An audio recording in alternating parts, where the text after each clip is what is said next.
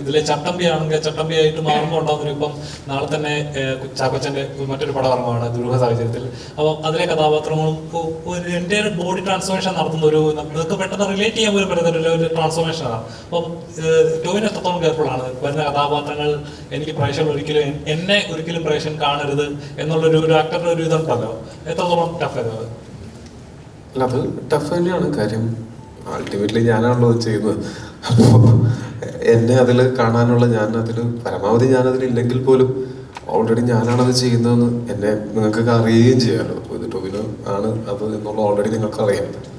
അപ്പോൾ പിന്നെ അത് ഭയങ്കര എഫേർട്ടാണ് മറ്റൊരാളെ പോലെ തോന്നിപ്പിക്കുക എന്ന് പറയുന്നത്. അതിന് വേണ്ടിയിട്ടുള്ള എഫേർട്ട് സ്വാഭാവികമായിട്ടും ആ ശ്രമം എല്ലാ സിനിമകളിലും ഉണ്ട്, ഈ സിനിമയിലും ഉണ്ടായിട്ടുണ്ട്.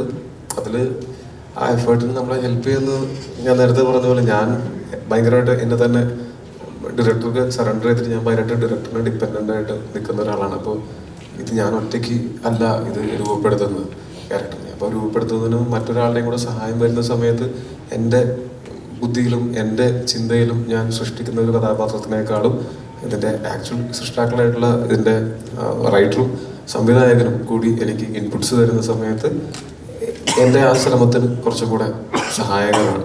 അത് ആണ് ഞാൻ പരമാവധി ശ്രദ്ധിക്കുന്ന ഒരു കാര്യം. പിന്നെ അത് മാത്രമല്ല, അതല്ലാതെയും ഇനി വരാനിരിക്കുന്ന സിനിമകളിൽ ഞാൻ ചെറുതും വലുതുമായിട്ടുള്ള വേഷങ്ങൾ ചെയ്തിട്ടുണ്ട്. അതിലെല്ലാം ഞാനത് ഈ അങ്ങനത്തെ ഒരു ബാരിയർ ബ്രേക്ക് ചെയ്യാനായിട്ട് ശ്രമിച്ചിട്ടുണ്ട്. നിങ്ങൾക്കും അതുപോലെ തന്നെ എന്താ പറയുക, എൻ്റെ അംശം എന്തായാലും അതിനകത്തുണ്ടാവും, അതില്ല എന്നല്ല ഞാൻ പറയണത്. പക്ഷെ മറ്റൊരാളെ പോലെ തോന്നിയേക്കാം അങ്ങനത്തെ വെച്ചിട്ടുണ്ട്.